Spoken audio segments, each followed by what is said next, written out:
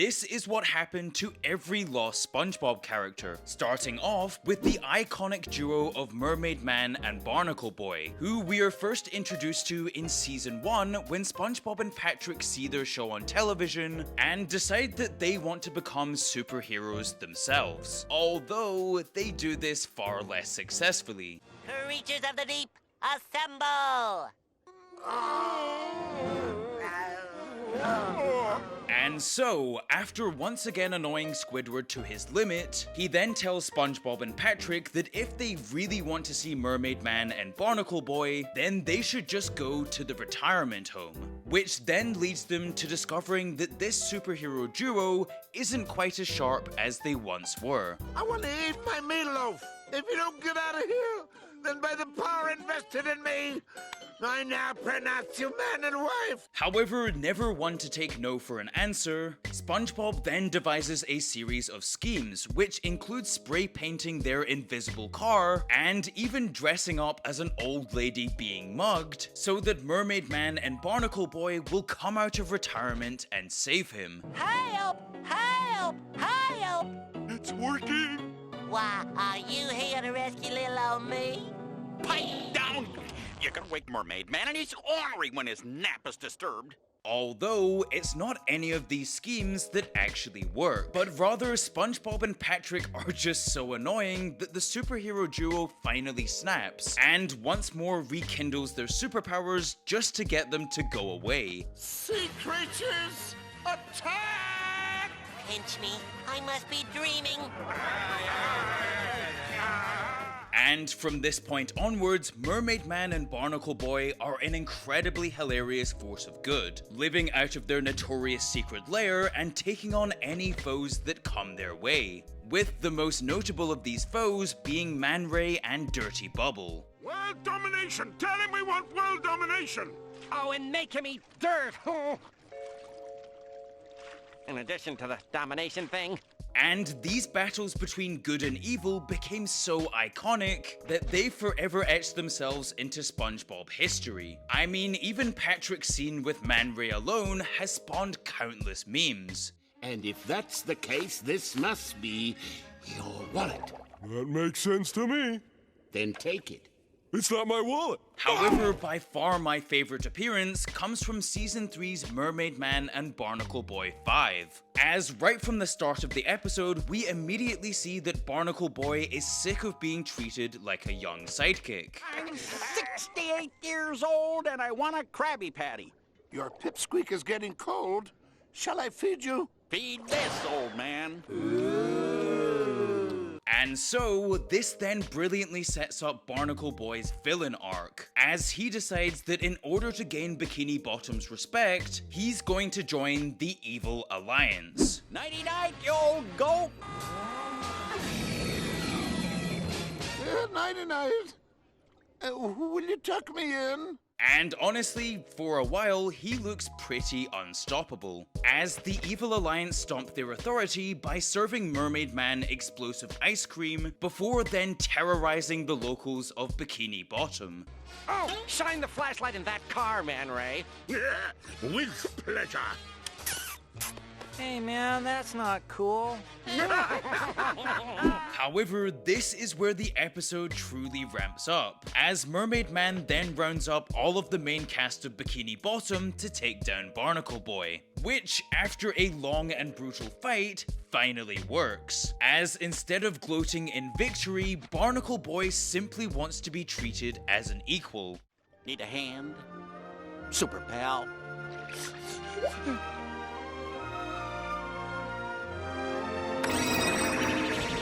Although, despite appearing in a whopping 23 episodes, in 2012, this would all sadly change, as the voice actor for Mermaid Man would sadly pass away, with this then being followed by the death of Barnacle Boy's voice actor Tim Conway in 2019. And with the show's creators deciding to pay respects by writing off the characters, this sadly means that we will never see Mermaid Man and Barnacle Boy in SpongeBob again. And so, moving on, our next lost SpongeBob character is Squilliam FancySon. Please start after the...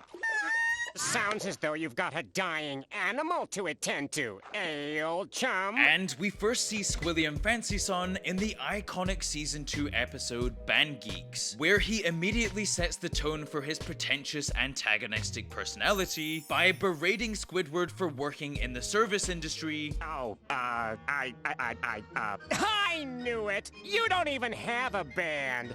Well, I'll just let you get back to the service industry now. Before then gloating about how great his own life is. And this really hits home for Squidward, as he then sets about proving Squilliam wrong by gathering all of the residents of Bikini Bottom and forming his own band. Although, boy, he really overestimated the town's ability. Oh, the wind. And the drums. Too bad that didn't kill me. However, in a miraculous turn of events, after having to deal with one final verbal jousting from Squilliam, well, then Squidward is able to get this ragtag group to give one of the best performances in Bubble Bowl history. A performance that was so iconic that they actually got to play the real Super Bowl in 2024. So yeah, 1-0 Squidward. However, this is far from the last time that we'd see Squilliam FancySon in SpongeBob, as he would then make his triumphant return in Season 3's aptly named Squilliam Returns, where this time he's back with a vengeance, as not even 2 minutes into the episode, he immediately embarrasses Squidward in front of his entire entourage. Hold it! Don't tell me! You're a cashier! Don't lie. Lying always makes it worse. And this time, the stakes are even higher, as Squidward folds under the public pressure and acts the big shot, telling Squilliam that he is in fact the owner of a 5-star restaurant, which of course he then has to prove by turning the Krusty Krab into a fine dining establishment. Oh, and to make things even easier, he has to do this in the same day. And I would be honored if you would allow me to come to your restaurant tonight. Tonight? However, once more, Squidward is miraculously bailed out of his lies. This time by SpongeBob emptying his mind and becoming quite literally the most productive person to ever exist, with SpongeBob then completely transforming the Krusty Krab and allowing Squidward the opportunity to gloat in Squilliam's face. I need you to wear this. Oh, Squidward Tentacles has the fanciest... I'm sorry, one more time. Squidward Tentacles has the fanciest restaurant in Bikini Bottom, and he does not suck eggs. Although this time, Squidward's hubris would finally catch up to him, as once SpongeBob is asked what his name is, having just cleared everything in his brain, he then immediately glitches out and destroys everything back to the way it was, which of course exposes Squidward as a fraud. I'm waiting. Okay, I admit it. I'm a fraud. This was all a futile, pathetic attempt to impress you. And so, this makes it 1-1 and sets up Squilliam's final ever major appearance, which comes in Season 6's House Fancy, which honestly, in my opinion, is the best Squilliam episode, with this episode starting off in a very familiar way, as Squilliam once more brags about how much better his life is than Squidward's, although this time it's on national television. Toodaloo, Squidward. Enjoy the program. Okay, folks, we'll be right back after these important messages. And after seeing Squilliam's golden toilet, his exotic doorknob collection, and even his jewel-encrusted toilet paper holder, well, then Squidward finally snaps and calls the show to say that his house is far superior. Hello, my name is Squidward Tentacles, and my house is far fancier than that slob Squilliam's. Really? Really? And boy, I think we all know how this is going to go, as Squidward then has to completely make over his house in order to wow the television audience and finally defeat Squilliam for good. Wow, Squidward, you're so strong. And you split your sofa in half. off. It'll be really easy to move now. However, what makes this episode stand out for me is that despite Squidward inevitably messing up the construction process, the hilarity of this episode is also paired with a brilliant ending, as Squidward's shambles of a house is confused for genius modern art, and Squidward is then hailed for having the greatest home in Bikini Bottom. What you have done here harkens back to the illustrious post-primitive movement popularized by famous designer Saul Limkins. Say, was he a big inspiration for you? Why, yes, I've studied him for years. And so, after being embarrassed by Squidward, we then only see Squilliam FancySon in a few more cameo roles, meaning that for now at least, Squilliam will remain a lost character. And so, swiftly moving on, our next lost SpongeBob character is actually a villain, with this being the notorious DoodleBob. And we first see this iconic villain in Season 2's Frankendoodle, as after an artist drops a pencil into Bikini Bottom, well, SpongeBob and Patrick then go about creating some of the most abhorred creations known to man. It's Squidward, silly. It's kind of creepy looking when it moves. You're right, SpongeBob. Although, little did they know that all of this playing around would then unleash something far more catastrophic, as SpongeBob draws a rather ugly version of himself, who then immediately becomes sentient and starts beating up Squidward. Squidward's answering the door, and... He's beating up Squidward! And if this wasn't bad enough, well then DoodleBob steals the magic pencil, which in my opinion leads to one of the most creative scenes in SpongeBob history, as SpongeBob and Patrick then relentlessly hunt him down, whilst DoodleBob simply just draws more things to attack them with.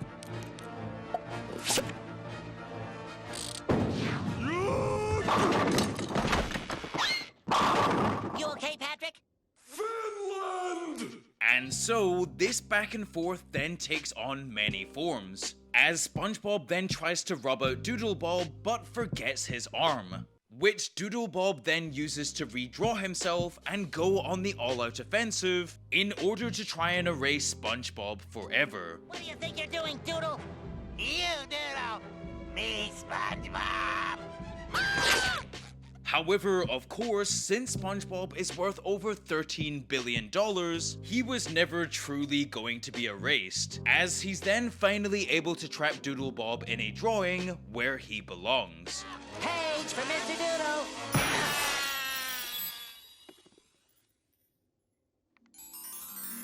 Well, that is until Season 11's Doodle Dimension, where after messing around with Sandy's vortex, SpongeBob and Patrick find themselves being flung throughout the infinite universe, where they then wind up in a dimension where nothing exists, and they can simply draw their own surroundings.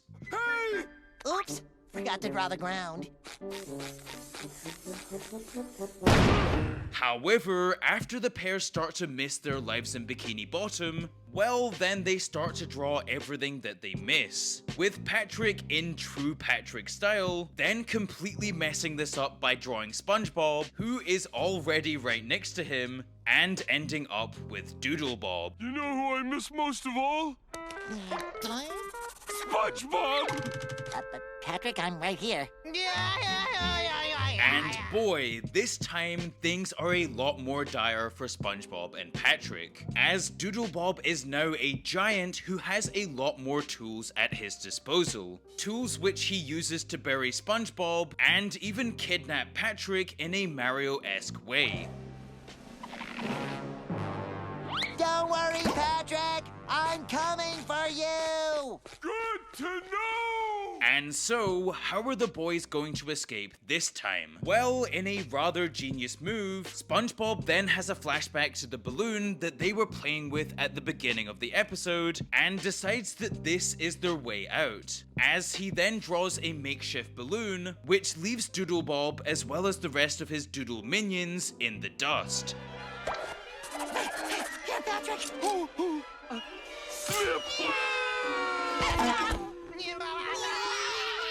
And so, for now at least, this means that DoodleBob will remain a lost SpongeBob character. However, before we get onto our final lost SpongeBob character, here are a few honorable mentions. Starting off with SpongeBob's grandma, who we first see in Season 2's Grandma's Kisses, after SpongeBob becomes rather embarrassed at work by being called a grandma's boy. There's nothing wrong with getting kisses from your grandma.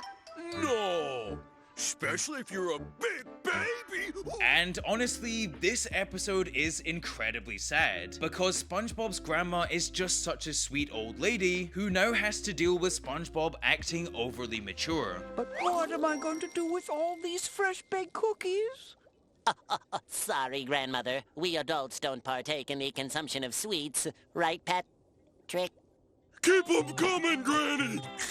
However, in true sweet grandma fashion, she ultimately forgives SpongeBob and guides him on the right path between acting childish and too mature, which we then also see in her final major appearance in Season 5's Blackjack, where after SpongeBob believes that his cousin Blackjack is out to hurt his family, well, then he quickly sprints to his parents' house and then to his grandma, who of course is once more there to ease his nerves. Grandma, are you talking to me from beyond the beyond? Well, if you mean from beyond the kitchen table, yes. You're just in time. I baked a fresh batch of gingerbread men. However, unfortunately, with SpongeBob's grandma's voice actress Marion Ross now being 96, she would only reprise her role one final time for a brief one-liner, which ultimately means that Grandma SpongeBob will remain a lost SpongeBob character. And our second honorable mention is the Tattletale Strangler, who makes his iconic appearance in Season 3's aptly named episode, SpongeBob Meets the Strangler. Yes, excellent!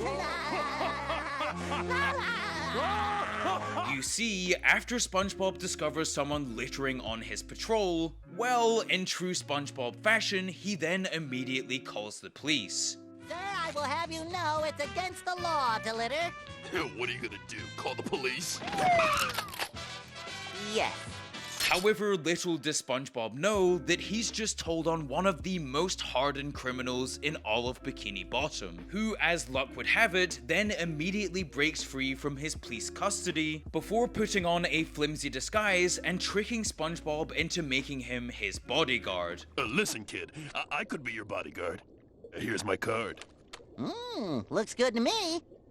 You're hired. I feel safer already. Although, strangling SpongeBob would prove no easy task, as SpongeBob then drags the Tattletale Strangler all across Bikini Bottom to help him with chores. And then, if that isn't excruciating enough, well then SpongeBob then treats his eyes like a soccer pitch, before then going on to host a surprise party night right as he's about to be strangled. Now you're gonna get yours, Tattletale!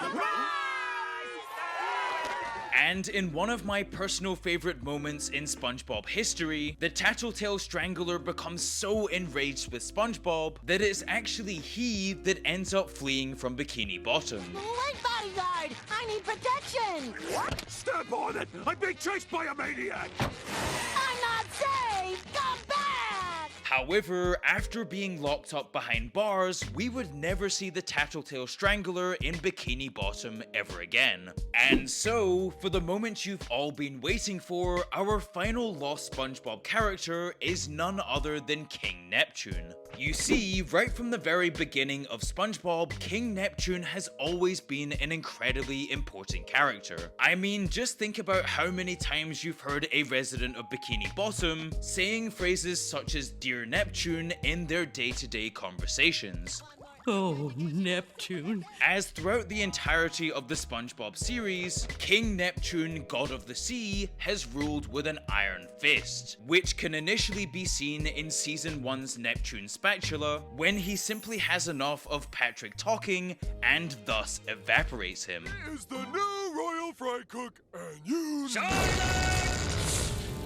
Is it hot in here or what? And this brutish approach to ruling over Bikini Bottom is perhaps best seen in the SpongeBob movie, where after King Neptune's crown gets stolen from him, he then mistakenly believes this to be Mr. Krabs' doing and thus freezes him, while sending SpongeBob on a mission to almost certain death in the Forbidden Shell City. And as for you, be back here with my crown in exactly 10 days. He can do it in 9, 8, 7, 6.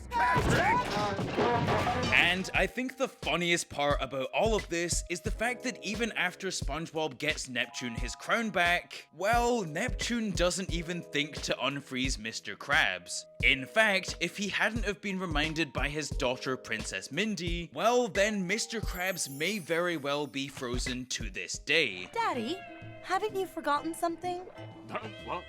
Oh, yeah. Eugene Krabs, I forgot to unfreeze you.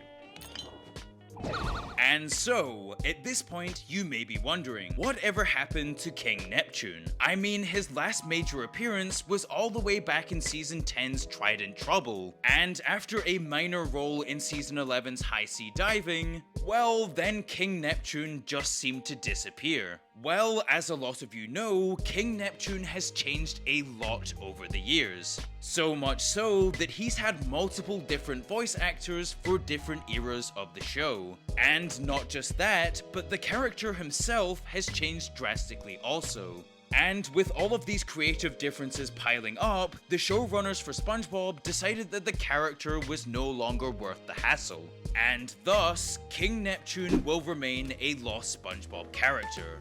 And so, this is what happened to every lost SpongeBob character. And let me know in the comments, which character do you miss the most?